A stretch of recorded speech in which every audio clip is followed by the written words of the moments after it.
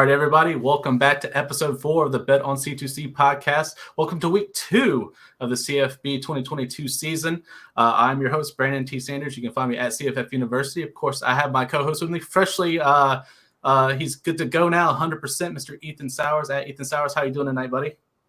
Man, we are feeling good and we are COVID-free, so love to see that.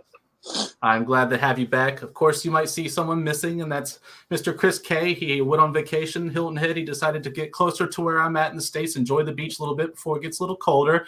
Got back, but we had some scheduling issues. But fear not, we have our fearless leader. Of course, he is our CFF team lead at Campus of Canton. He is the Flex 5 undisputed champion of the world, Mr. Jared Palmgren at CFF_Jared. Jared, welcome to the Bet On C2C podcast, sir.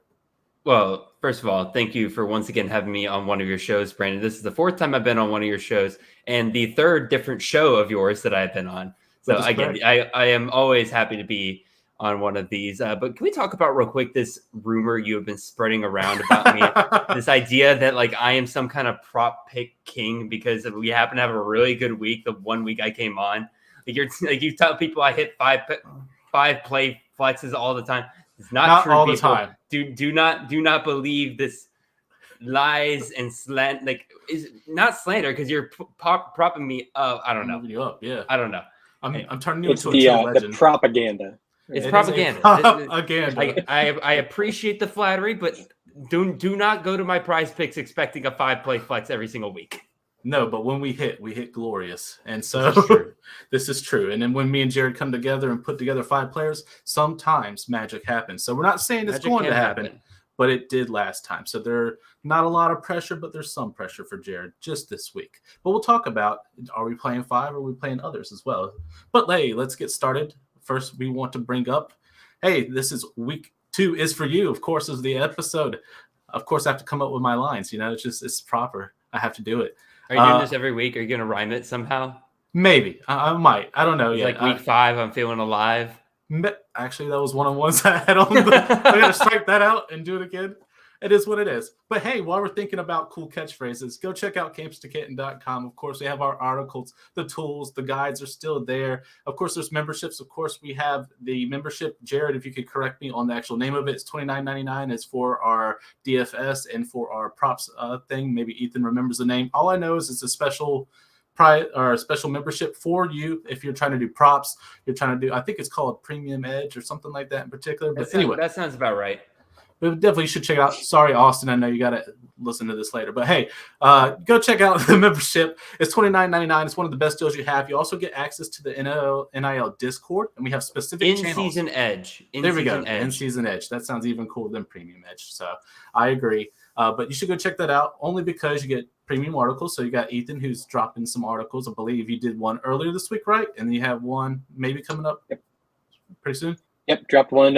One came out today with the PrizePicks lines that I like, and then tomorrow we should see the DraftKings stacks. So there we go. I'm all for some stacks, and I believe Chris is still dropping his, even though he's back from vacation. He should be putting his in there as well. So you get those. You get premium Discord channels, so then you can ask us specific questions, whether it's props like we're getting ready to talk about, whether it's DFS lineups, whether you just want to tout and say, hey, look at what we did, stuff like that, strategies, just general conversation. We have all of those in that type of chat. So definitely worth the $30 that you pay. We're just here to try to make you some money.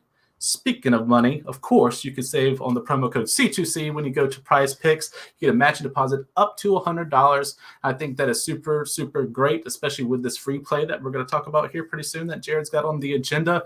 I think it's a great week, especially with NFL starting up. If you're a fan of NFL, CFB, there's plenty of props. Of course, we like the fantasy ones, but we also look at yards. They even did some cool stuff now. We're adding running and passing yards. What? So we're going to have that as well, but it's a great time to sign up for PrizePicks. They're getting better and better, and the props just keep coming in, and now we're having it throughout the entire season. So go, help us out at the site, but at the same time, help you out. Get that matching deposit up to $100. Guys, we're in full swing of things here. Before we get into campus picks, we're in the thick of the college season now. It's week 2. We got CFF lineups. Now we got NFL fantasy for those that are playing in the Campus to Canton League, stuff like that. How are we feeling going into week 2? How was week 1 for everybody, real quick? Oh, my team only just went out and beat another ranked team by the greatest margin in the history of CFB for a season opener. It's pretty great. Having a good time. My team, escapes death every single time they play with no defense whatsoever. No offense to Mr. Tony Grimes or the rest of those guys that might be closer to my state that might somehow randomly listen to this. But let's hope Josh Downs is feeling okay against a tougher opponent in Georgia State. I don't sleep on those G5 guys. So, Ethan. Did you just call Georgia State a tougher opponent than App State? They kind of maybe.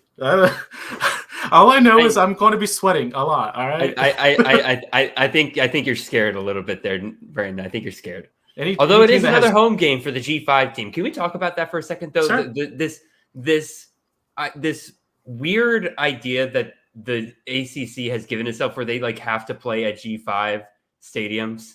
They're setting themselves up for failure so often, because it's never any of their better teams that are typically doing this. It's always their middle teams that can, when they're caught napping early in the season, can get taken down by some of these better G5 teams, especially if we don't see it coming. Like East Carolina almost took out NC State last week. NC State's supposed to be a really good team for the ACC this year, and they almost blew it week 1.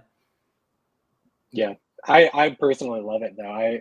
The home and home I think is just a great college football tradition, but we don't see that very often with the Power 5 and the G5 schools. Usually they've got to do a 2-for-1 or sometimes just give up the home and home altogether and just do a one-off. But I love it. Get to see some different stadiums and some cool student sections.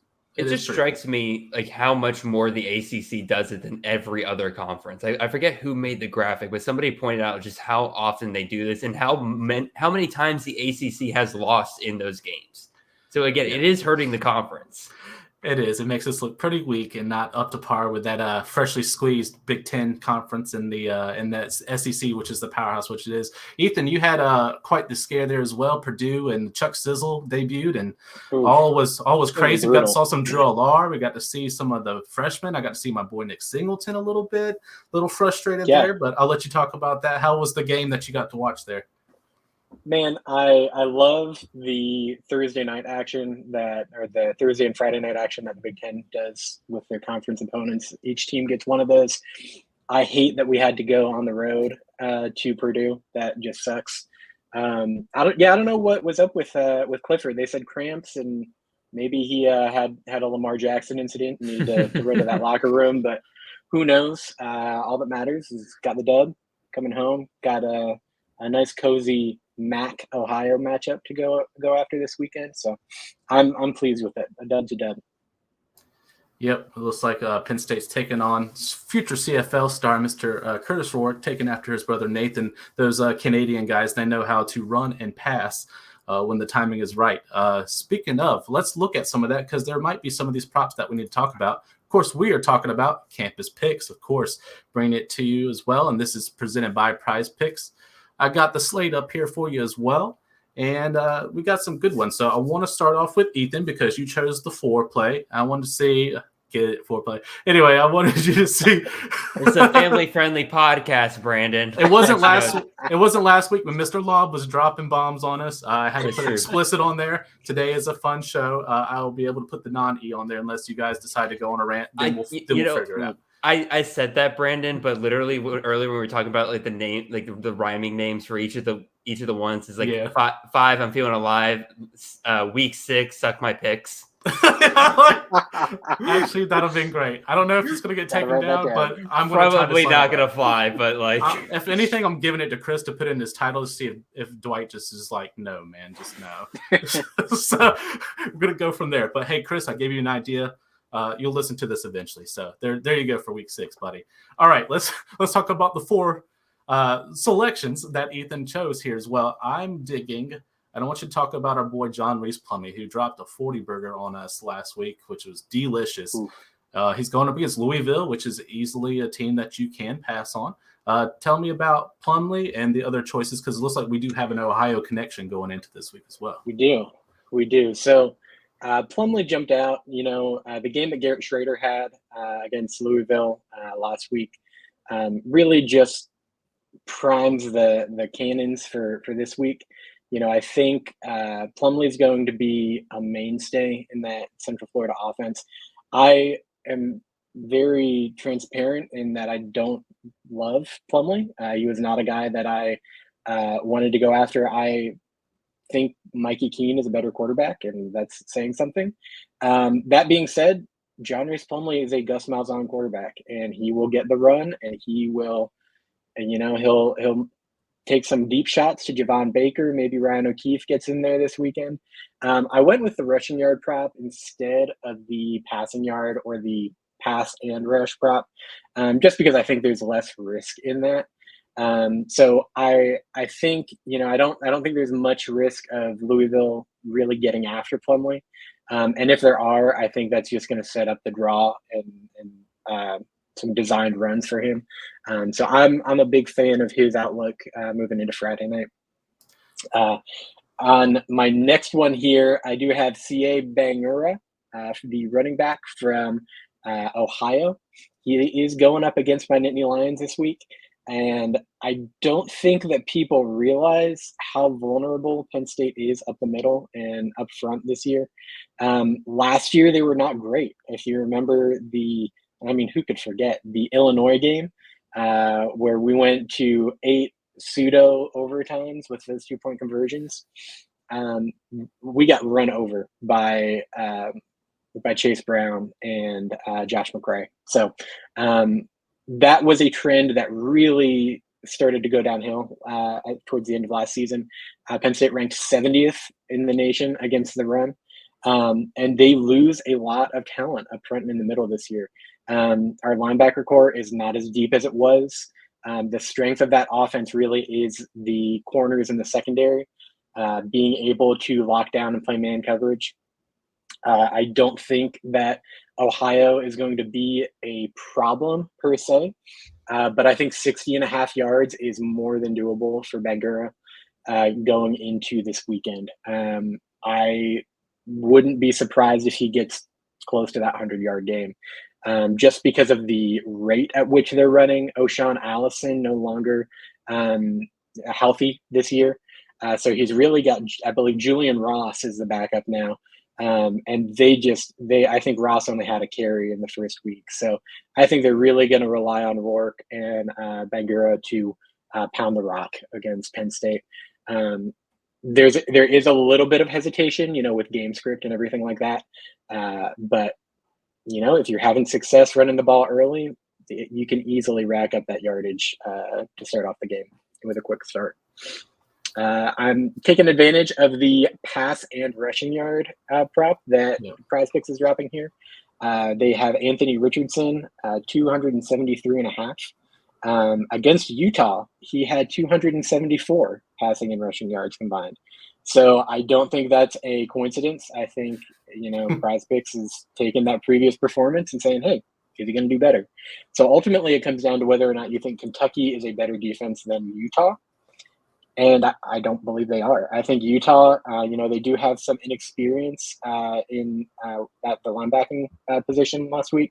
I think that showed with Richardson being able to break contain, stretch some big plays to go for further yardage. But I also think that Kentucky is a team that is going to be able to, keep it close. I think Will Levis and company are going to be able to score some points on the other side. And Billy Napier at this point, I don't think he is I think he's smart enough to know that he needs to rely on the most talented guy on that team.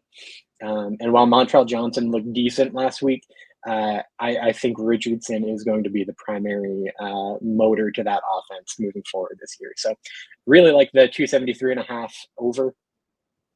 And then my last one here for the Power 4, I've got A.T. Perry over 19 fantasy points.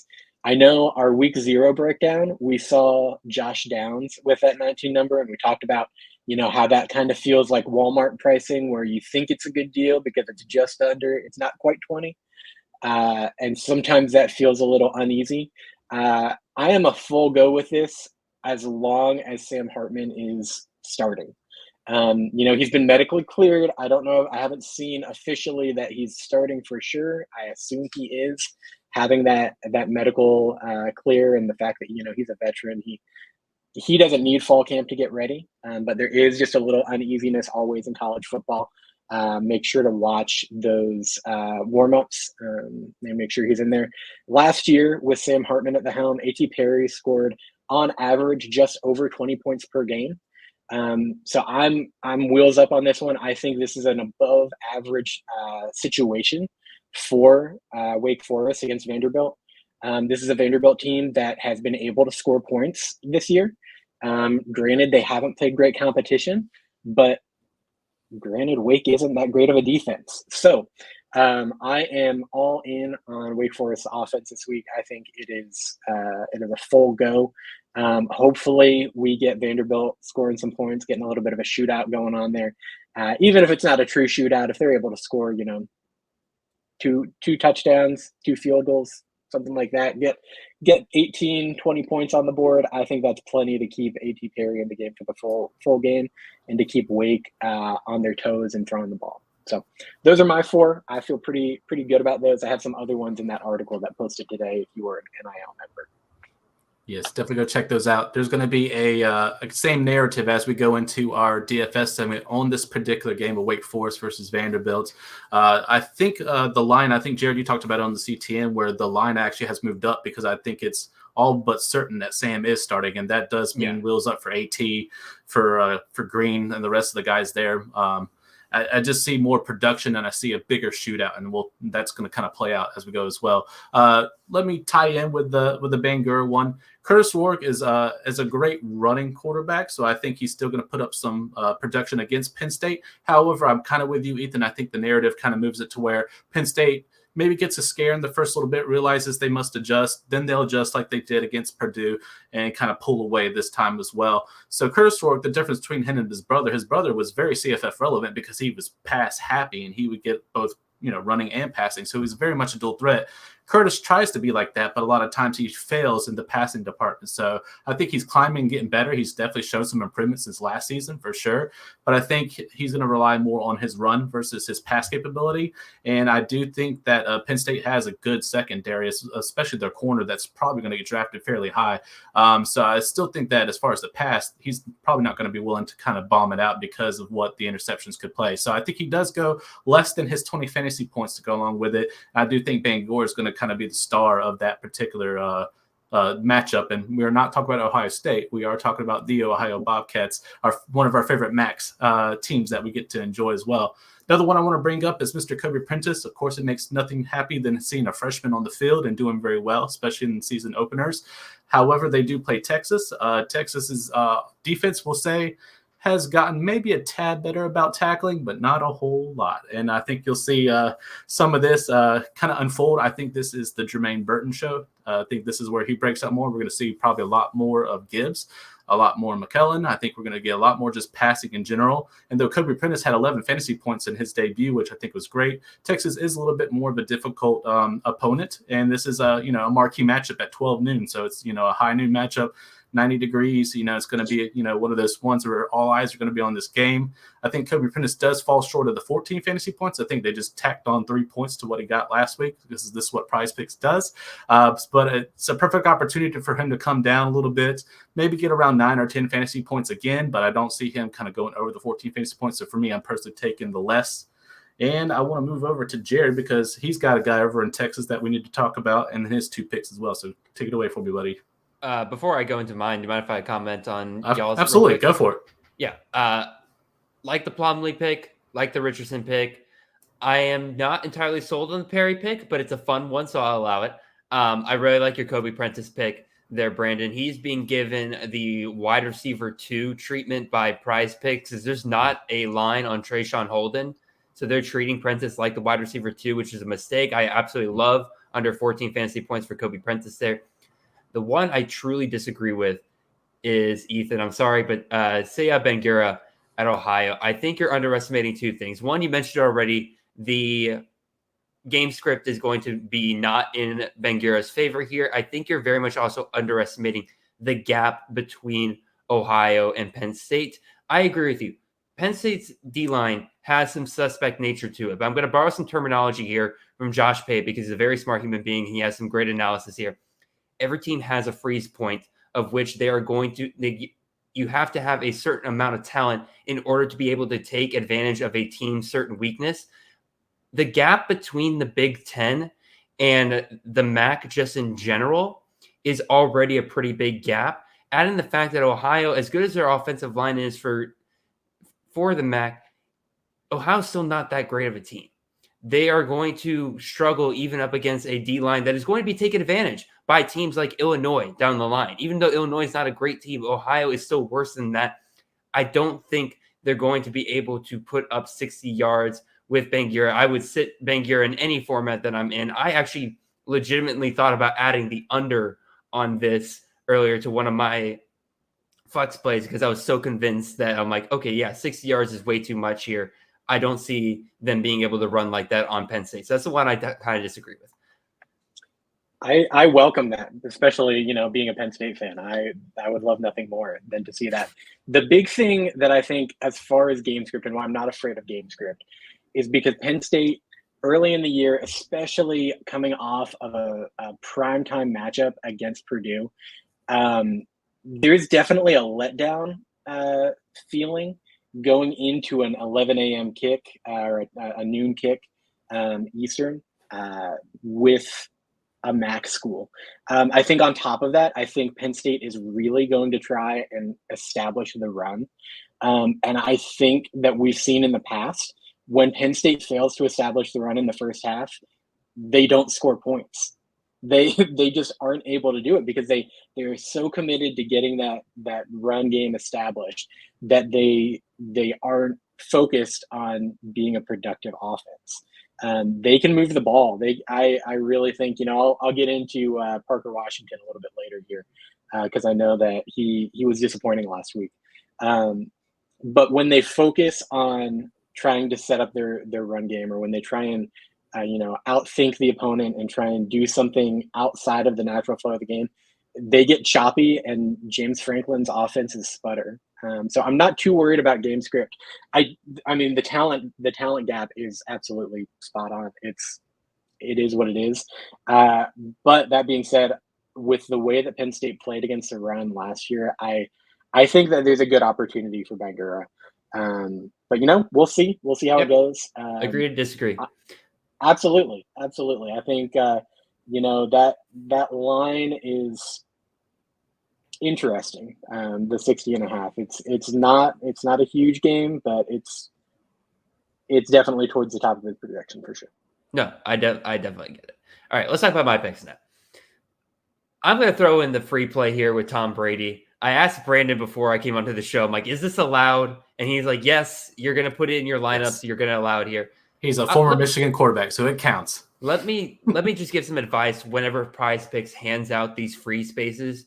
Guys, I know the temptation is to throw it into a 5-play or 4-play flex and try to just get that little bit of extra money to go along with that. That is going to lead to waste, because that is going to lead you, because those 4 plays and 3 plays that those become already are just hard enough to hit on their own, and then you're going to feel like you wasted it.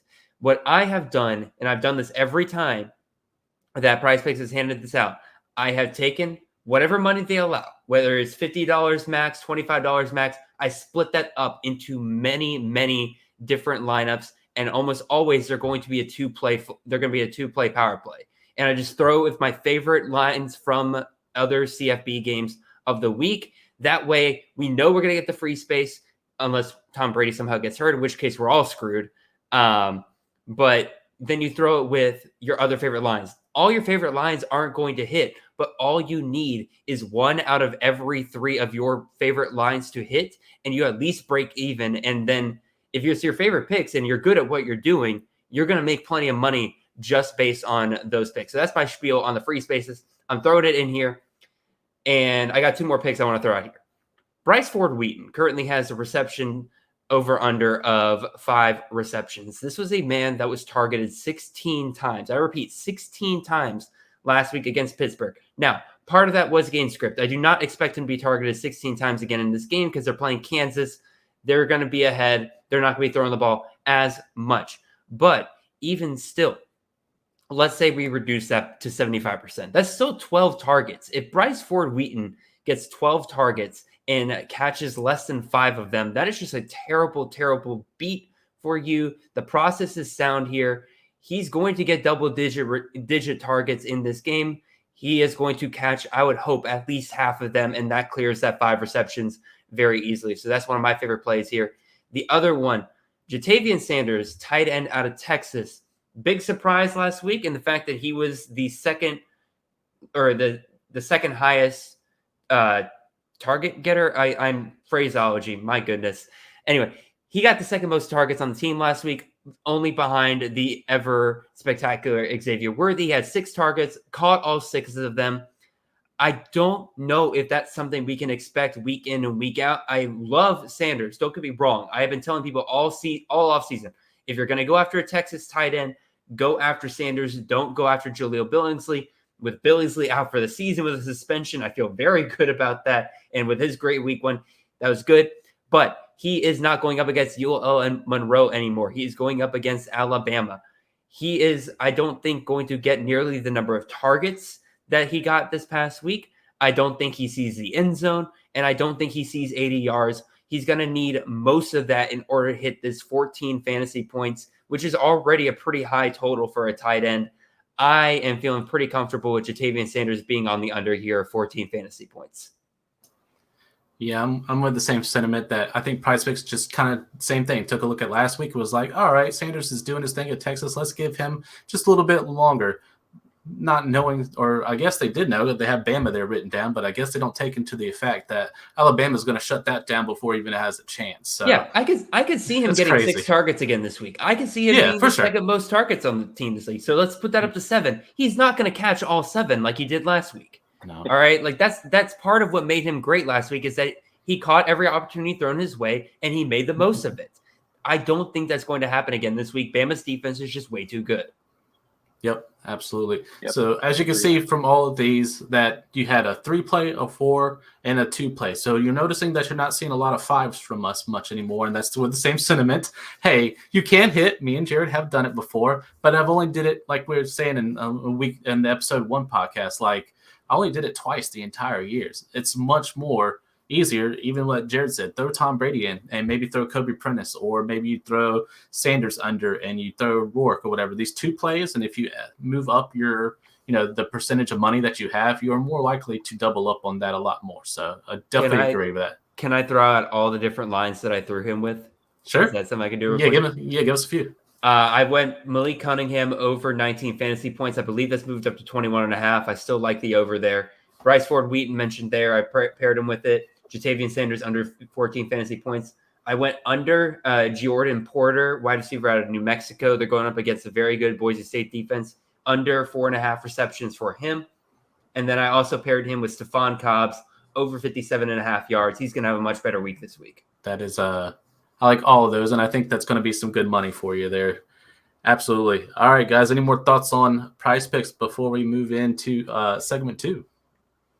I think we did really good with that one as well. All right. So we're doing a special a segment called Learning the Ropes. So Jared is our CFF guru, and he's our fearless leader. But at the same time, we want to teach him up when it comes to CFB DFS. So we had a lot of people asking us about things like, hey, how would you start playing DFS and things like that in particular. So guys that are listening like Sal and a few others that are playing for the first time like Mitch and other ones that are been, guys that played CFF, played C2C and things like that, but they're just now getting to start there in CFB and in DFS and just playing we're having our free stuff, the C2C contest that we have for the home field gift card and stuff like that. So it's another good option as well. But Jared is brand new to the DFS world, and he's got good questions. And we wanted to use this segment as an opportunity for him to ask those. And then me and Ethan kind of help him out there. And then we kind of, teach you guys in the process. And then if any have general questions or anything like that, or anything we want to wrap up, we'll add that as well. So Jared had 4 to start, but if we have any more, he's more than welcome to hit us with any more that he's got. But we wanted to start it, and we call this Learning the Ropes. So, Jared, I'm going to let you take it away, man. Yeah, I love CFF. I'm an absolute baby, like just straight up newborn for DFS in college fantasy. Like I have heard a lot of people talk about it, and I've heard you guys talk about it in the Slack and everything. I pick up things here and there, about how it works. To start this segment, I will give a brief description over what I do know about college DFS or just DFS in general, how it works for people. You guys can correct me at any given time during it, but I just want to give people a basis of what I know, because maybe this is a lot of information that some people may already know, or maybe they don't. Anyway, so DFS stands for Daily Fantasy Sports. I figured that part out. It basically is where you set a lineup that is going to compete against everybody else's lineup. It is not one person gets one player. It is everybody has access to every player. And the way that they make that fair to where you don't just grab all the top players is that every player has a certain value associated with them. And you as a team are given a budget to work with in terms of setting your lineup. And you are setting just a starting lineup. And I believe it depends on the service, but oftentimes it'll be 1 QB, 2 running backs, 3 wide receivers, and then a flex, maybe a super flex. And that's all you're setting for your lineup. And then from there, the slate will play out. Again, these are typically divided into like maybe a noon slate, afternoon slate, evening slate. If I remember correctly, maybe it's just 2 slates in one day. I can't remember off the top of my head, but everybody's roster, and this is like a giant pool. This isn't just like you versus like 4 or 5 other people. These are like tens of people that you are facing against, if not hundreds of people that you're facing against. And then if you hit a certain percentage threshold, I believe, you can earn back a certain amount of money, and then it gets higher and higher the higher percentage that you are. So like if you are like in the top like 5%, you're like, if you're the top guy, you get the top prize. But then if you're in like the top 5%, you get a certain, like a smaller prize. Top 10%, you might get your money back. And then the rest is just sitting there wondering like, where did my money go? So that's basically what I know about DFS. Did I cover everything kind of correctly there? Any corrections you guys want to make on me? So the first thing that I would say is that you perfectly nailed what a GPP or a tournament is for daily fantasy. That is the part where like I knew there was multiple types of play, so I didn't know which one I was most familiar with. Yeah, absolutely. So the tournament setting, or the the big draw that most sites have, is it's a GPP, a guaranteed prize pool, which means that they're trying to fill all the seats that they have in this contest, and the standard lineup format is what you described there as well. Usually it's a quarterback and a super flex with 2 running backs, 3 wide receivers, and then a flex play. That's what it is on DraftKings. On FanDuel, they get rid of one of the receiver spots, I believe. Gotcha. And so it's a little bit different. The nuances between those sites is that usually it's going to be different salary pricing. So players are going to be a different price on each of those. They may have a different game or 2 added to the slate. Usually FanDuel doesn't have as many slates on the day. So they will typically, their primary slate is going to be all encompassing from noon kickoff to 6 o'clock kickoff. And then on DraftKings, they break it down quite a bit more. They have a few more slates. They'll basically have one major slate at every kick time. So gotcha. Very, very on the nose though with the breakdown. Yep. Yes. So I guess that leads me to, this isn't a question I had here, because you did touch one of my questions. I did ask what are the major differences between DraftKings and FanDuel. You kind of touched on that there. I know there's other things, like one of them's PPR, one of them's not, if I remember correctly. Yeah, I'll add, so DK has, like you said, 8 spots. It's 1 point PPR, so it's just like a full PPR league, right? You do get that extra wide receiver position. FanDuel has 7 spots. They did remove one of their wide receiver spots. It's half point PPR. Okay. And then the other difference is, and I believe it's, you get more to spend on FanDuel as far as overall. However, their pricing is a lot more, I would say, fair or more just versus DK, where sometimes they misinterpret or they misprice, even though you only have 50K. So you get a little bit less, but sometimes the pricing is really good, and you can find some diamonds in the rough on DK. So that does set you apart a little bit. No, Yeah, and FanDuel also does not have any bonuses for going over 300 passing yards or 100 rushing or receiving yards. DraftKings does have that bonus. Okay. Brandon, I don't know if you want to get into the difference between a GPP and then a cash game. That was going to be my next question. Was like cool. you mentioned that I nailed one of the formats. What is this other cash game? Sure. I'll do cash, and I'll let Ethan kind of do GPP. Although nowadays I'm playing a lot more GPP, especially these guys. So they threw me into the deep end, so now I play a lot more of that. And I've been doing really good. And we'll discuss after he talks about GPP why it's important to separate, especially when you're playing stuff like a night slate or a late night slate, because it benefits, especially guys like you, Jared, where San Jose's top states, like top 3 wide receivers, you know how to stack them with their top quarterback. A lot of people that you're playing against the nighttime, they don't play as much, so you have a lower amount of opponents that you play. So, and you got a better shot. Plus, your knowledge is going to help you, especially if you know the deep plays, especially late. So, a guy like a Braddock at San Jose State could help you essentially win a tournament, or at least get your money back, basically, which is pretty cool. But so, cash play is where there's ones where you could play one where, say, if you put like $5, they have a double up where if you're in the top. Say if you're playing against 10 people, as long as you're in the top 5, you're going to double your money. So instead of $5, you're going to get $10. They have triple ups, quadruple ups, which just means you have to make it into a certain ranking of those, and you're going to either double, triple, or quadruple the amount that you put in. Okay. So it's a good way. And the way that me and Ethan and Chris think about cash play is it's like, and we call it being chalk, which means knowing what you already know. So say like, Jermaine Burton's going to smash on Texas, right? So you're going to probably want to play Jermaine Burton, probably throw in a Jahmyr Gibbs, and probably put in Bryce Young. Whereas in a GPP, a lot of people might be wanting to play the same thing. You want to be what we call contrarian, or being different, and being able to have a different lineup that's going to set you apart from the thousands of people that you play. Versus in cash, you're maybe playing like, maybe it's 1,000, maybe it's 500, things like that. But you're just trying to make sure that you break even or get your money, basically. So you play the guys that you know. So just like you play your studs in CFF, cash is a lot like that, if I'm explaining it the right way. Ethan, you can add some more to it and then kind of go into GPP versus cash. Yeah, so cash games, the 50-50s or the double ups are pretty much the primary way that most people play cash games. They're called cash games because they're a great way to increase your cash and increase your bankroll.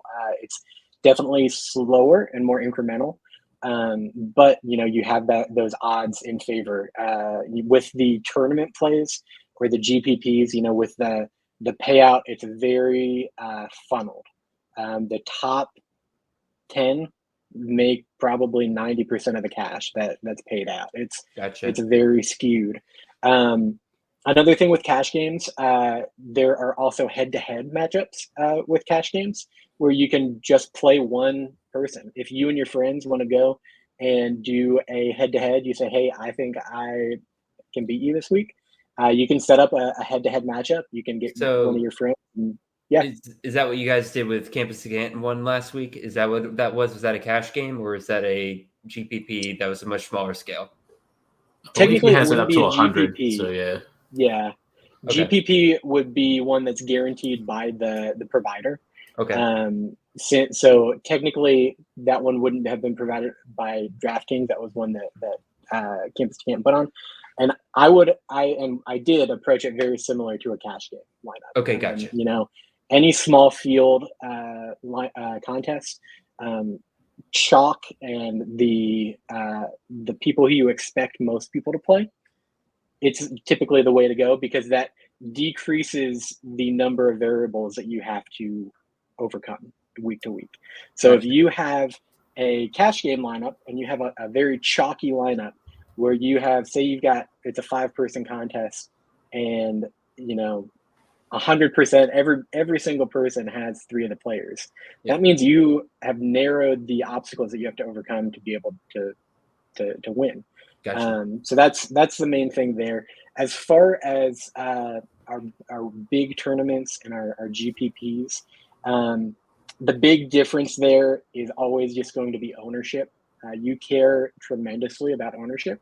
For example, the very beginning of each slate, when all of your players are 0 and you get that first kickoff, say the first player to score a touchdown on that slate is Josh Downs against Appalachian State, and he comes in, 30% owned. So with that, you now move into the upper 30th percentile. Okay. But if the first person to score a touchdown on that slate is actually Kobe Paysor, I like 2%. Exactly. 2% owned Kobe Paysor.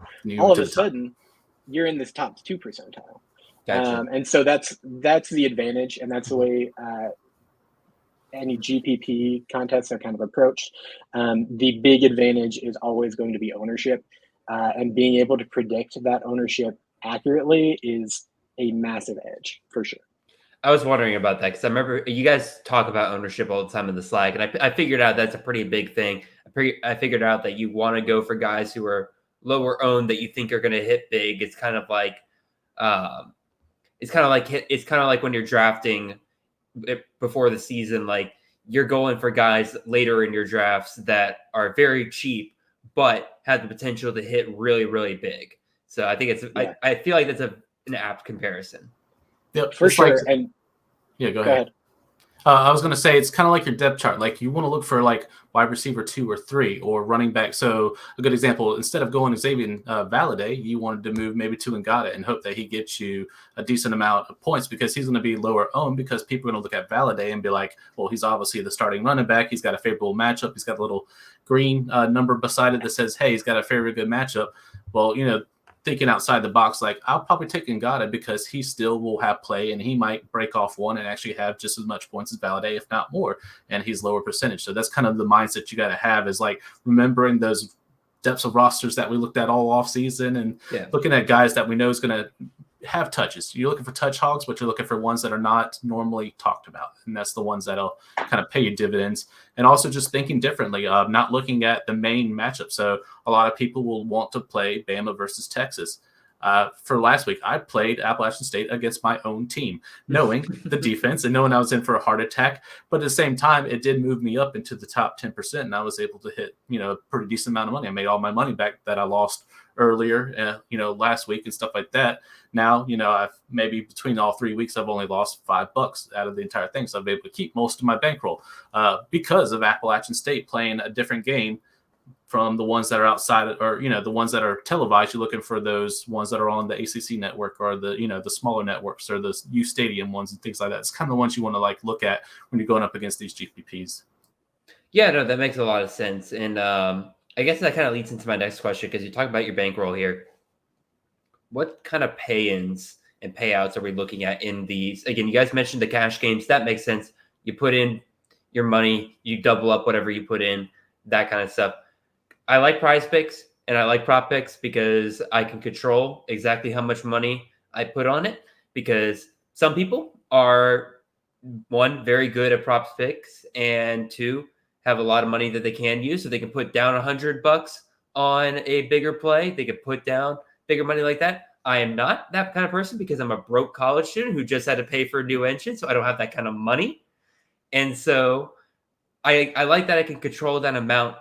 With FanDuel and DraftKings, especially these GPP tournaments, I have to imagine that part of it is that everybody has to chip in the exact same amount. Is that the case?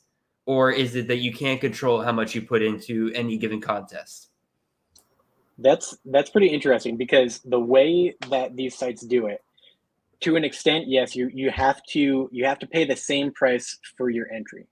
But what they do is you can enter multiple times in some tournaments. Okay. So especially in big GPPs, you have the ability to enter 20, 50, 75 times. They are capped at something. I know DraftKings has a contest that Chris and I love, the Mini Max, that lets you do 150 lineups max. And so you can spend $75 and you can so 50 cents per lineup then. Exactly. Gotcha. Okay. You could go ahead. You could spend $75 and max those lineups, or you could spend 50 cents and you have one bullet essentially to try and win that tournament. Both sites do a very good job on both in cash games and in GPPs of spreading the the buy-in or the entry cost to a huge variance. So I know DraftKings has dime time tournaments where, it's just 10-cent entry, where you can maybe win $10 if you come in first in that contest. Gotcha. They also have quarter arcades. They've got dollar lineups and all the way up to, I think they've got like the $330 or $333. I forget what they call it, but it's their bigger tournament with the high rollers that go in there. But that's kind of the difference, and that really leads into a big concept too with single entry tournaments, which is my favorite. And those are definitely the ones that if you've got a smaller amount that you're willing to put in, I would definitely be looking for the single entries, because you're not going to run into guys who are smashing and max entering with optimizer lineups. Gotcha. You're going to find a lot more hand-built lineups. You're going to find a lot more chalky lineups. And knowing what we know about ownership, that it gives you a great edge to be able to play a little contrarian and come out on top with those single entries. So real quick then, with those with the mini max you were talking about, where you can possibly set 150 different lineups, do you have to painstakingly go through and set all 150 of those? Or is there like some kind of tool that lets you on those sites to be like, alrighty, I want in 25% of my lineups, I want this receiver? Because I hear you guys talk about that in the site where you're like, oh, I have Brian Cobbs in 30% of my lineups this week. Yeah. That's what my optimizer told me to do. So like, is there a way that you do that? Okay, go ahead. So with optimizers are always going to be third party. They're not going to be managed by DraftKings or FanDuel. And it's kind of a yes and no. A while back, they did have a way that you could auto enter all of the lineups that have been spit out in an Excel sheet from your optimizer, and you did not have to do anything manually. Okay. That was in kind of the wild west of DFS days, though. Gotcha. When things were kind of new. They said, hey, that's not necessarily fair to the people who are single hand building lineups and entering one at a time. So what they do is they do now allow you to go in and import your Excel sheet with your 150 lineups, but they only import to your My Lineups page. They are not entered into any contests. Okay. To be able to do that, you can go ahead and you can enter those lineups manually, or what you can do, usually when you click on a contest, it will give you the option to enter all lineups or max enter my first 150 lineups. Okay. So it does give you that option, but once those are in there, you have no way other than the mass swap tool to really make any last second changes. Gotcha. So they have a swap tool, but say, you have a little bit more money left over in some of these lineups than you do in others. Where you don't have any extra money. That means that you need to swap them out with a player who is either equal salary or less. It doesn't let you mass change anything without changing all of them. Gotcha. So there's a trade-off there for sure. And there's definitely a little bit of a learning curve with entering optimizer lineups. But, I do some work for Fantasy Cruncher, and I got a plug. That optimizer that they have on Fantasy Cruncher it's the tops. So I really recommend it. If you're interested in checking out optimizers, if anyone out there is interested in that, I know they've got some promotions going where you can check that out and give it a try. Yeah, I think it's a good concept. Me personally, I'm a hand builder. I am a guy that I'll go after the single entries. I want you to put up your best lineup versus my best lineup, and may the best man win the money. For me, it's just something about, and that's another thing with the optimizer. You have all these lineups. For me, I have a certain price point. I look for a certain contest, whether it's $1, $5. I usually have like a budget that I set myself to, but also I'm very confident in the ones that I do build that I'm probably at least going to get my money back, if not anything, make a profit. So that's the ones that I kind of go for. And then there's strategy. We can talk about, the different slates and stuff like that. I know you have one of those questions coming up soon. So, but for me, swapping out people. So example, Downs wasn't available last week against App State. I was able to pull him out of one real quick on a cash lineup, put another guy in that I had, thinking about anyway in the same price point, and boom, I was done. Where I'm sure, poor Ethan and Chris, they're probably scrambling. I don't know how many lineups they had, but I'm sure they had quite a few where they had to go in there and purposely go to the mass thing and kind of do that. And that takes up a little bit more time, especially when you're about 30 minutes away from a 12 noon kickoff. So that can get kind of sweaty real quick. So that's where I like the hand building. However, I do promote the optimizer because if anything, at least you're getting good ownage percentage. And that's something that we talked about where you're looking at who might be able to hit. And that's where we'll see in the DFS Slack and stuff like that. But between the three of us, with me and Ethan and Chris, we do have really good conversations as far as like the optimizer versus our initial thoughts and kind of gauge that ownage type stuff. So I don't say that optimizer isn't bad. It's just personally, I'm more of a hand builder. I know Ethan's a little bit of both, whereas Chris is very much into like his projections and stuff like that. So he does rely on the optimizer quite a bit. Prior to this season, I did not use an optimizer. I was all team hand build. And it's a different monster. It really comes down to, you need to trust your projections with the optimizer, because that's how they're calculating everything. If your projections are a little bit off, it's going to really skew ownership that you get. So it's definitely nuanced. The hand build is more of a feel, while the optimizer kind of, it gets a little more scientific. So it's a trade-off. Yeah, it makes sense. It's one of those things where if you hit 56% of the time with the optimizer, it's going to suck the 44% of the time that you don't hit, but you have to keep trusting it in order to hit that 56%, because the moment you come off of it, then your odds start changing and then you can get yourself into trouble. Exactly. Yep. All right. I know we're going long, Brandon, on this segment, so I'll try to get these next questions real quick. Anyway, in terms of the budget for these DFS, I guess it depends on the contest and everything, but like, how much are you given to work with in terms of these budgets? And is there a strategy towards spending as much or as little as you can from that budget? I know you said that the big thing is the ownership, but is there do you feel a little bit better about yourself when you still have a lot of money left over, or do you feel a little bit better about yourself when you use every bit that you can? What do you think? So I'll start with, once again, DK gives you 50,000 or 50K as far as money to work with. FanDuel gives you 60K, but also their pricing is quite higher. And we'll see this in the next segment, when we go over some of the lineups and stuff like that. I'll say that for me, I used to really freak out if I had over 5K budget or 4K. But for me, it's about knowing for me, it's about, of course, I'm an opportunity guy. I'm a matchup guy. I look for the mismatch. So if I see something like I did last week where I'm like, Chase Bryce, and I think one of his running backs and the wide receivers are probably going to do well against North Carolina, I probably should stack that and play them. And I left probably once I put in say I went for Corum, who's more my chalk play because people know who Blake Corum is at Michigan.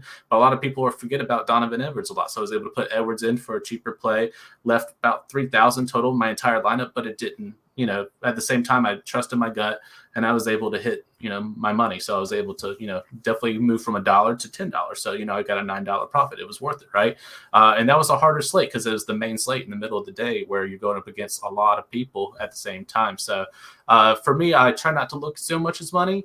But the pricing, like we talked about earlier, does depend on the player. So if they're very much just Jermaine Burton's going to smash on these guys, he's going to be $9,000 to own. Whereas I might look at Trayshawn Holden, who they've forgotten about it, $5,600, knowing that he's probably the wide receiver 2, maybe wide receiver 1 on most months or most days. And then I just take him, and you're leaving $4,000 on the board. But for me, I usually will try to find ways to move up to a bigger player.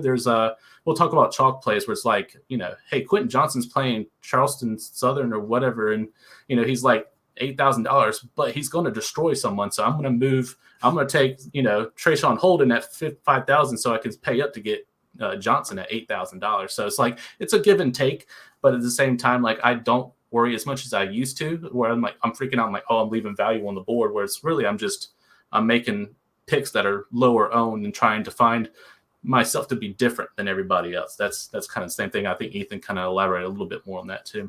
Real quick. I'll keep it pretty brief with it. But for me, it just comes down to how big the slate is. If we've got more than 3 or 4 games, I'm probably not going to leave more than $1,000 just personally on the bone there. But if we're playing like this Friday, we have a 2-game slate. I am totally fine with leaving, 5,000-6,000 on there if I see an edge. It really just comes down to that because like Brendan said, if you're leaving salary on there, it's a great way to know that you're going to be contrarian with your lineup. No, that definitely makes sense. And I guess the follow-up question I was going to have here for you, Ethan, because again, you're working with the optimizers a little bit more. Are the optimizers geared towards spending as much of your budget as they possibly can, or are they just about the pointage? Yeah, so Fantasy Cruncher has a nice option where you can designate how much you're willing and how much you're comfortable with. You can set a max salary and you can set a min salary as well. Okay, cool. So if you want to stay within a certain amount. That being said, they are all about, like the name suggests, they're all about optimizing the dollars that you're spending. So if you've got the projections and you've got a big slate, odds are you are going to be filling your salary most of the time within about $500. But if you don't want to do that, or if you want to make sure that you've got a contrarian lineup, say it's a smaller slate, there's 4 games on there, 3 games on there, then you can go ahead, you can set that max salary to, on DraftKings, say, 48,000 instead of the full 50, and you can set it up that way too. Okay, makes sense. Last question here, and this one could be quick because the answer could very well just be what FanDuel and DraftKings had for breakfast that morning.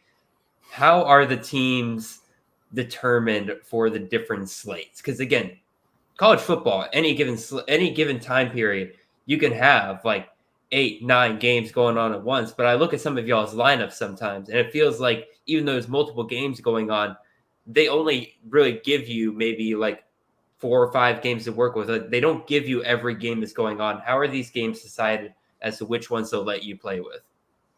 So I would just say mainly they have like a hard cutoff time. Not so much FanDuel, like Ethan was saying. Sometimes they'll just crunch it into one full day. That's when it's good to have the multi-entries or like the 5 cent for like 3 picks or whatever. Or sometimes like this week is a free one for those that want to play. It's I think it's sponsored by DiGiorno. You can do up to 3 lineups and it's absolutely free at FanDuel. So why not give it a shot and see if you can win? If anything, you win like 10 cents, 20 cents. Hey, that's more than you had with 0 when you first started, right? So you don't have to deposit anything. You might actually work your way up to getting some free bankroll. Why not? Mama, I'm making money. I want 30 cents today. There you go. Hey, just like I told one of the guys in the Discord chat, profit is profit. I don't care if it's 50 cents or not, right? 100%. You're above the red, so that's all that matters. But it's usually determined by when they play. So you have like the noon slot, and then they have like a hard cutoff for like the afternoon, which is usually 3:30. And then they have a night one, which is a hard cutoff at like 7. And of course, my favorite of that late night Pac-12 action, all that good stuff, the high octane, the Hawaii versus Western Kentucky matchups at like 10 p.m. or midnight. You have specific like super late night slates to go on as well. So that's where you can start separating the teams. Like I said, the big slate in the middle of the day is where you have like, usually, Ethan, they find the bigger games, or at least with a couple of like G5 versus P5 matchups and some FCS thrown in there. They're the bigger ones.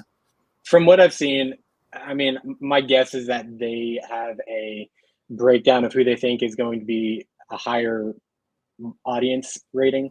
And they lean towards those. They lean towards the teams with the bigger fan base, which kind of sucks on a big slate if there's a really juicy G5 matchup. I know SMU was in a few of those last year when I was like, man, I really wish that game would be included on the slate. They don't do it.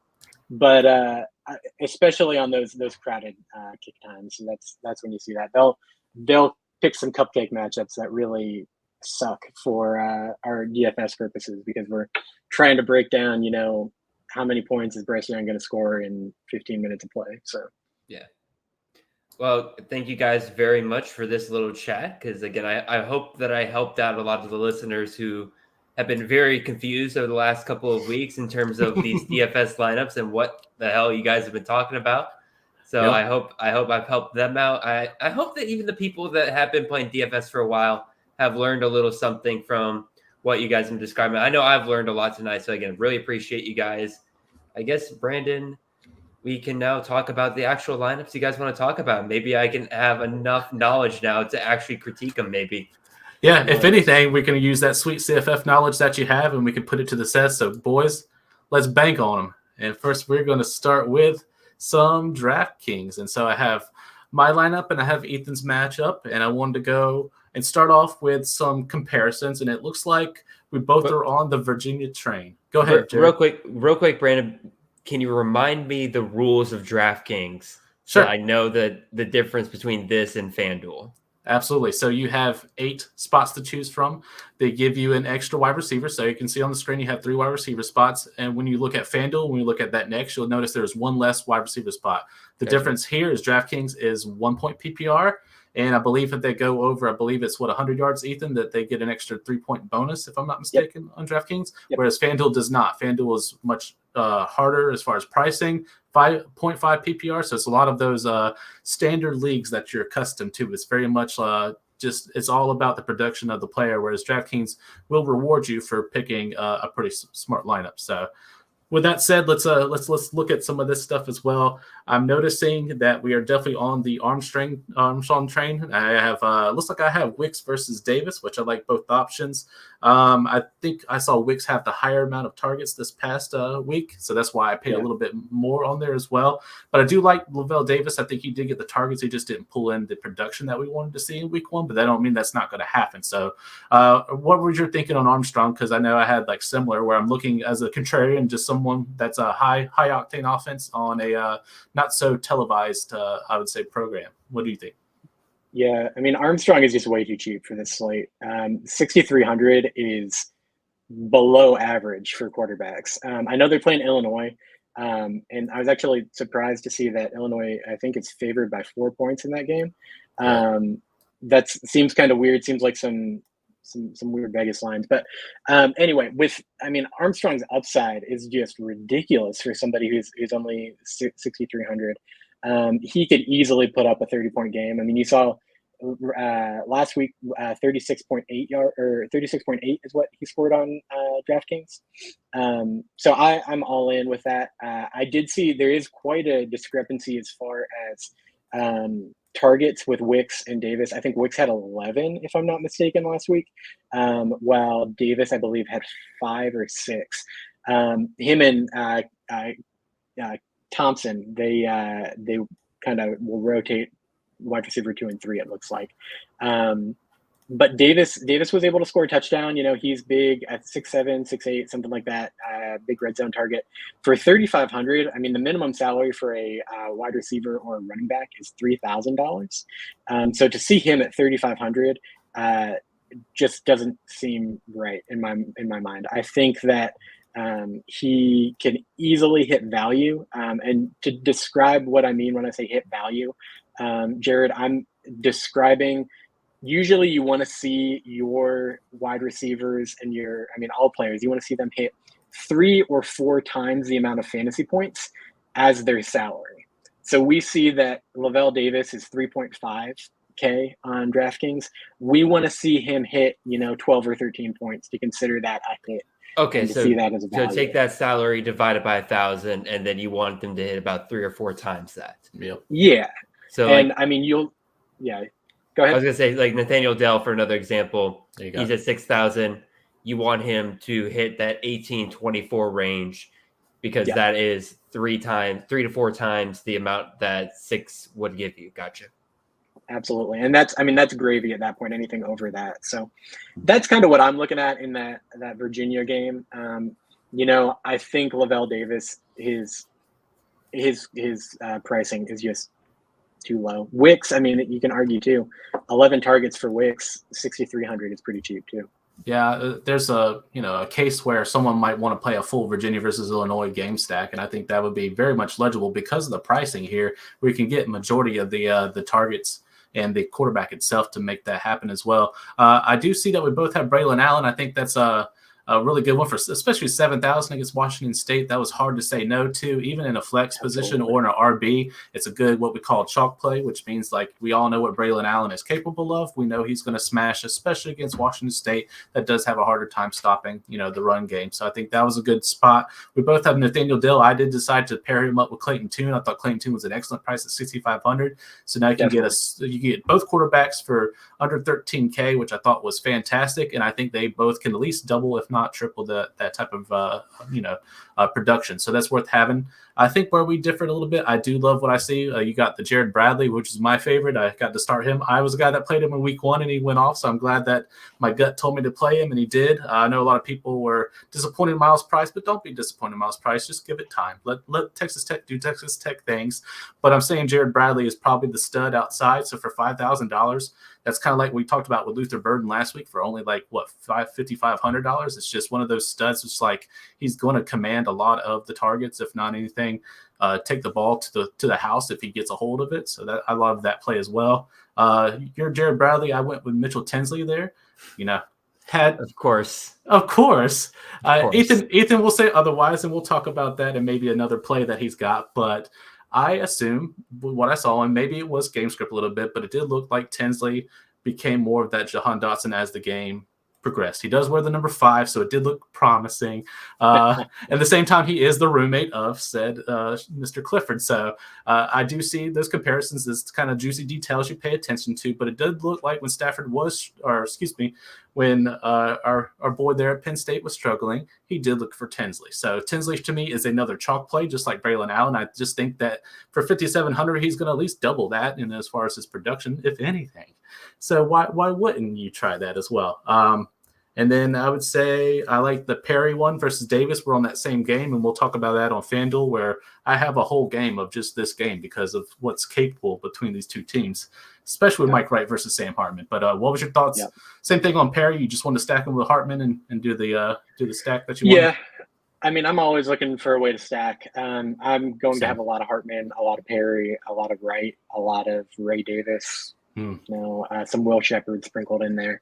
I think all of it is great. I think Donovan Green presents maybe more upside than Perry too, just because I don't think a lot of people, just common DFS players, are going to know the ceiling that Donovan Green has. I mean, we know Hartman is able to support multiple receivers in that offense. So I really like that play. I like your Tinsley play there. I do want to touch on it just for a second. Of course. I know that, I have been wrong on Parker Washington going into last week. But the big thing that I want to mention is that all of Parker Washington's production came early in the first 15 to 20 plays of that game. That suggests that the coaching staff wants to find ways to get him the football. I think he got lost a little bit in that game script when, they were rotating running backs, trying to find who's going to get in rhythm with the ground game. You were trying to get 2 quarterbacks in rhythm and swapping them in and out, all sorts of herky-jerky things like that. So I'm not fully out on Parker Washington just yet, but, I did love what I saw from Tinsley, especially down the stretch of that game. Absolutely. I just want to touch on real quick, and then we'll get Jared on his synopsis of the both lineups, being our CFF guy and going through the starts and sits that he did this past episode on CTN. Definitely go check that out. Chase Brown against UV at 6,400 still. People are still disrespecting Chase Brown. That man is going off on people. He's going off for the past week and a half of football. So this man played with a 4-day span and still went off on both games. And now he plays UV, who struggles to block anything. It's just like my friends there in North Carolina. The ACC is just struggling against both the run and the pass. So other than Clemson, defense looking pretty stout there at Clemson, I will say. But other than that, I would say, why not play Chase Brown at 6,400 and pair him with a guy like Ray Davis or Ramon Davis, as we know him as? I think that's a pretty good deal. I love the A-Chain pick too against App State. We saw both multiple running backs in North Carolina do against App State, and though App State has a great run offense, their run defense is complete opposite. So I do love the A-Chain pick there. I think that's a nice move too. Jared, knowing what you know, yeah, go ahead, Ethan. Oh, sorry. Yeah, I just wanted to throw in with A-Chain. I do think he's going to have some depressed ownership with the dud that he put up last week. Yeah. So that's really my thinking there. I've seen those big explosive runs that UNC was able to pull off. I think he's a lock for a big touchdown run this week. Yeah, I think he makes the comeback this week. All right, Jared, seeing what you're seeing and knowing the matchups and the start sits that you and Moxie have talked about, and then when you and Nate, what are you thinking about these said lineups? Is there something that concerns you? Do you think these are good plays? What are your thoughts here? Yeah, Brandon, let's start with your roster here. Sure. This is a full PPR league. Why do you have a running back who is not known for catching the ball in your flex. You're talking about Braylon Allen, simply for the fact that he's going to put up a godly amount of running. And that is great, and you should put him in your running back lineup over Ray Davis, who I think is going to be game scripted out of the game against Wake Forest. He's the one guy I'm looking at your roster that I'm kind of wondering what's going on here. I think you can find some decent wide receivers under 5,700 instead of Ray Davis, and you throw them into that flex spot, take advantage of the PPR. That's kind of my thought process here. I like that. Not a huge fan of Brennan Armstrong, but again, this is the kind of matchup where he can do really well. And I do love your Chase Brown pick here. I won several games last year by playing up against UVA's rush defense last year. Nothing tells me that they have been improved this year. I think he's going to absolutely smash. Love that pick. Again, my big qualm is I think you can optimize your lineup a little bit better there by putting Braylon Allen as a running back and then at least finding a receiving running back to take advantage of that flex position. I definitely like that concept for sure. Ethan, let's look at what you got going on over here. Again, you got Braylon Allen. I think overall I like your roster just as it is already, Ethan, a little bit better than Brandon's. I'm not entirely sold on Devin A-Chain, especially at the 6,800 price. If you're going back to the process of him hitting 3 to 4 times that amount, he had kind of a rough game last week. And it was against Sam Houston. I know they're going up against App State, but App State we saw was good at stopping the run against UNC. Again, now I expect Texas A&M to be better at running the ball than UNC, but regardless of that, I am a little concerned about him being able to hit that value that you were talking about there, and I'm not really loving him as a pick. I feel like you can find some higher scoring matchups in this realm here. Again, I don't know which games are all involved in this slate, so maybe I'm talking about my butt here, but I feel like you can go and find another running back that might be able to fit that just a little bit better. I'm curious, would you take Chase Brown over Devin A-Chain? I would 100% take Chase Brown over Devin A-Chain. Because we see there the salary wise. I mean, that would be a great pivot there. I would 100% take him over Devin A-Chain here. Yes, come join me on the Brown train. All right, guys, let's move over to FanDuel, and then we'll wrap the show up here. This is where I wanted to showcase what a full game stack is. And I know we've probably heard it on the podcast where Chris was talking to Wob last week about doing a full game stack, and that we thought he might be a tad too creepy by doing it. But I think he was in the concept. He was in the right mind where he's being what we call contrarian. He's just being out of the box. Now, this one's not so much out of the box because we know the over and under about this game, but not a lot of people are going to stack the entire game to play. So for me, it's like Mike Wright and Sam Hartman. And you're seeing it now, Jared, but FanDuel has a very higher range of price points, especially for their quarterbacks. Especially I was just about to say, can you remind me and the viewers what the difference is here? Yep. So the difference is you have one less. There's no. You do have 3 wide receivers. There is no extra flex. There's only 1 super flex. So you can do 2 quarterbacks, 3 wide receivers, 2 running backs. It is 0.5 PPR, so half point PPR, and there is no bonus for going over 100 yards or anything like that. So it's purely on the production of the player. That's where the strategy changes a little bit, and that's where things like a full game stack can come into play, because you can do things like this where you can do Hartman and Perry. I like Christian Turner in the matchup because Vanderbilt doesn't really stop the run too much, and you're looking at just running back production, not really looking about PPR because it's only half points. So for me, I like Turner, who's fighting the end zone a little bit more than Ellison, but they're a good tandem to go along with it. But for me, I wanted Ray Davis or Ramon Davis back in there as well to pair with Mike Wright, but I had to make sure I get Shepard in there. And of course, my chalk play, Luther Burden, who's the Swiss Army knife. So he'd be the one guy out of the entire stack that I decided not to play, but I wanted one chalk play or one consistent that I know will probably get me 15 fantasy points, if not more, just by the touches and what he does alone in that offense. It's really just Burden and Pete. So for me, I wanted one consistent play, and then the rest of it, I wanted one game that might shoot out. That might be the shootout of the week. It might be another App State Carolina game, and that's the one I wanted to be a part of. So that's what I chose, and it looks like Ethan got a little bit of that, but it looks like he pivoted over the USC game, which I think was actually a pretty good game as well. Go ahead, Jared. Real quick, one question, Sure. Ethan. This one's for you because, again, you brought up the idea of a player hitting value. We're looking at higher prices here for FanDuel than we were for DraftKings. Is the idea in this case of a player, quote-unquote, hitting value different with these higher prices here? Like instead of 3 to 4 times, like we were looking at DraftKings is maybe, are we looking at only maybe 2 to 3 times their value here? Is it a little bit different when you're over here on FanDuel? Yeah, whenever I'm looking at FanDuel, I'm thinking more 2.5, 3 times as a solid projection. And if they go over that, like I said, that's gravy. Okay, sounds good. Go ahead and talk about your lineup. Yeah, Ethan, tell me about. I'm interested in the Mario Williams instead of the Addison pick. Are you thinking that people are off on Williams because of the bad performance? So I have just 2 things that I want to cover, just slate wise, before going into my lineup. The first thing is that Wake at Vanderbilt. I'm hearing that there could be some weather coming into play on Saturday. So that is one thing that I am taking a very close I might look change at. that out last second. I'm usually not one to do a full fade based on weather unless we're dealing with some very high winds. That being said, just something to consider. The other thing, it comes into play. I do have Nathaniel Dell here also in my FanDuel lineup. I'm a little worried about the over on this game and the high Vegas total. Houston's defense, all through the offseason, we were talking about how this is a defense that is a Power 5 defense that has a great defensive line and can really make things difficult for the quarterback. I like the fact that Donovan Smith is playing more than if Shuck was still in there, because he does offer some, if the play does break down, he offers some upside there. I'm a little bit hesitant. I love the game. I talk about this as a game stack in my article that's coming out tomorrow.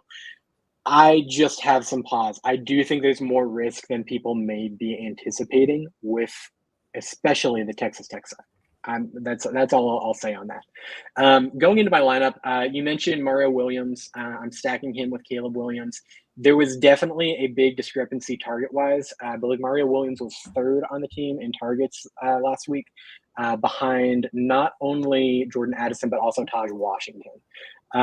So there is a little bit of concern there. What I will say on that, though, is I do believe that Addison and Williams were the only 2 to have all of their targets come from Caleb Williams and not from the backup. I think Miller Moss is thrown there. So something to consider there. Another thing with that game against Rice that USC had, 3 interception returns for a touchdown just completely destroyed whatever game script that offense was going to be employing. They got real funky with the carry splits, and it's just weird. It's a super small sample. I think when things get tough, Caleb Williams is still going to have a special connection with Mario Williams. Mario Williams, just super cheap. I mean, he's the cheapest player in my roster here. He's cheaper than Nathaniel Pete. Granted, there's not the PPR boost on FanDuel, but I think Mario Williams' upside warrants him in lineups, especially on FanDuel. He will be on the late slate for DraftKings, so I haven't looked at pricing there, but if he is as cheap as he is here, full go. I also have Braylon Allen in this lineup as well. I think it's just a smash, especially with no PPR. I'm not worried about Braylon Allen at all, even with the almost 11,000 that we're paying for him. I do have Nathaniel Pete as a cheap option with the running back spot here. 5,900. I'm hoping he's fully healthy in this one. That's something that I'll be watching as well going into Saturday before lock. I've got A.T. Perry in this lineup as well. I didn't go with the full Hartman-Perry stack just because the super flex and getting rid of one of the flex options makes some difficult choices. And so I liked the Williams and Williams stack for the Trojans, and that took me off of Hartman there. But still love A.T. Perry's upside. You're really banking on touchdowns, especially on FanDuel. And I think A.T. Perry's one of the higher likelihoods of wide receivers to score a touchdown on the day. Like I said, Mario Williams and Nathaniel Dell there. And then closing out with Mike Wright. The dude is just super athletic. He is an SEC athlete, and Vanderbilt needs SEC athletes playing in the SEC. So I'm a full go on him. Wake, again, they were shaky at best last year on defense. They were in a lot of shootouts. we're hoping for another one here. I also think Mike Wright is a little bit more insulated if we do have some bad weather in that game. With his feet, he can make plays. I'm big on Wright this week on both of the sites. So seeing what you're seeing, Jared, what is your thoughts on the lineups here?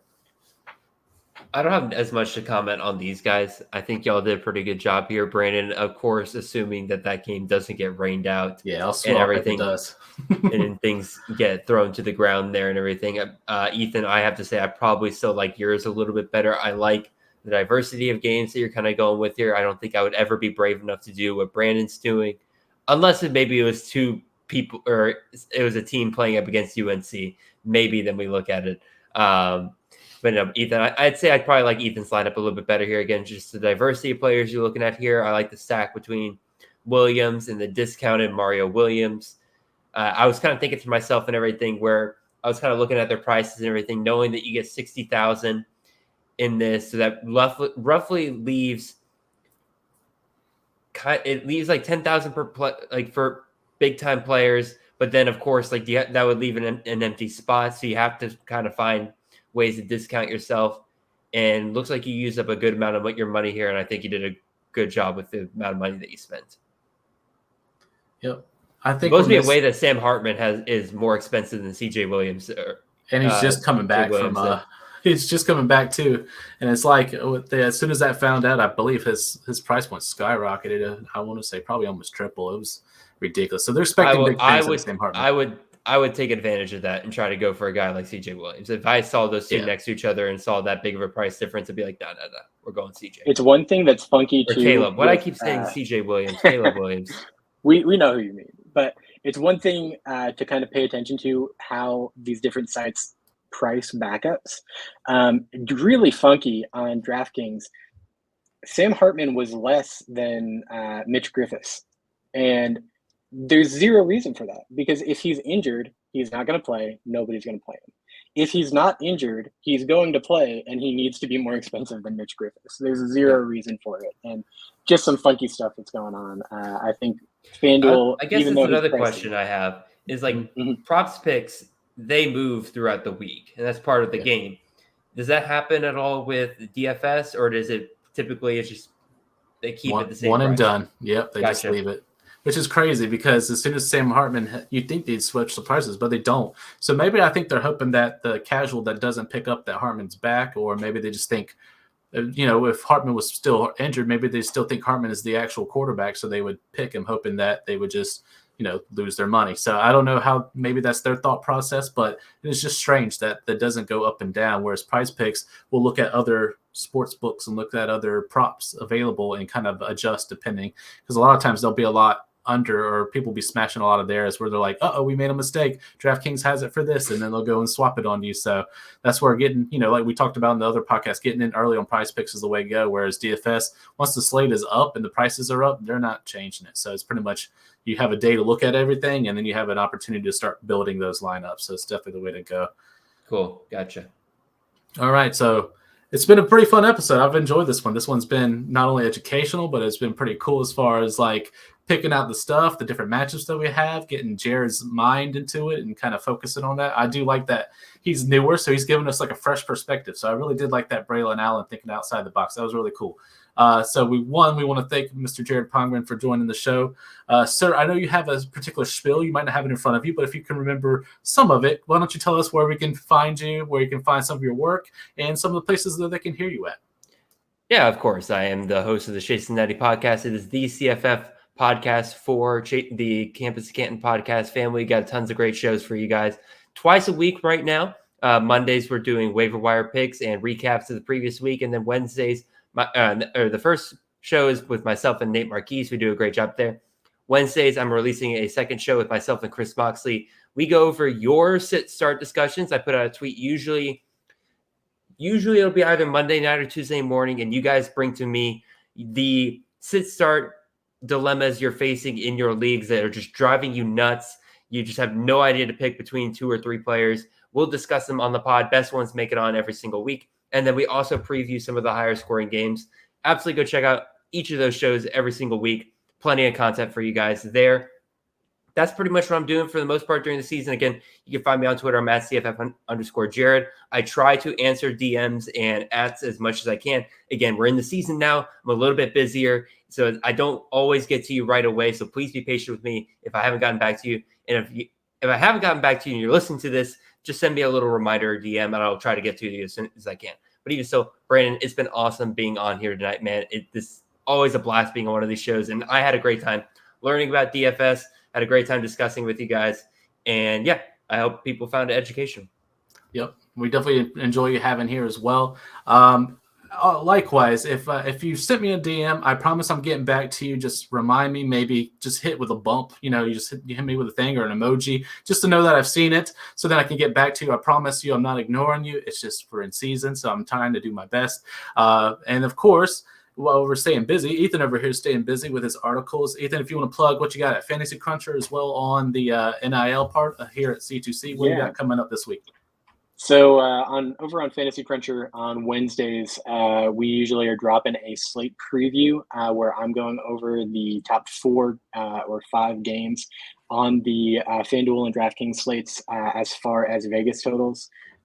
We try and, stick to those high game totals because that's going to be the best opportunity to make some cash on Saturday. So those are dropping over there. I am doing some NFL work for them as well during the season with an injury report that's drops usually every Wednesday or Thursday. So the Canton side of those C2C leagues, if you're in those, make sure to check that out. And then, as I mentioned earlier, the NIL membership on campuscanton.com, great value. The in-season edge is just the best way to access if you're on the fence about that NIL membership. Being able to see the content that the great team at C2C is putting out.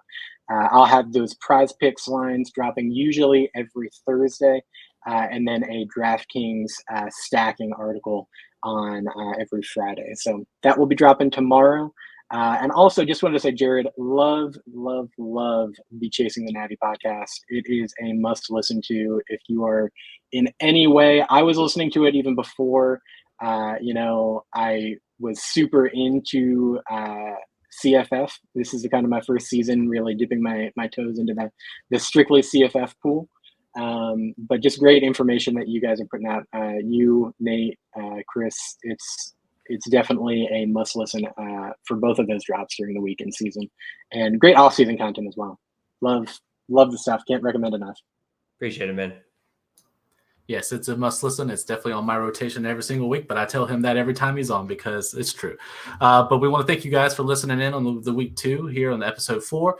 Be on the lookout for episode 3. We have the Chris Moxley coming on next week, so it should be a good time. We're definitely going to be probably talking maybe even some lines, and we'll definitely be talking some props and stuff like that. But be on the lookout. But until then, we'll see you next time. Peace.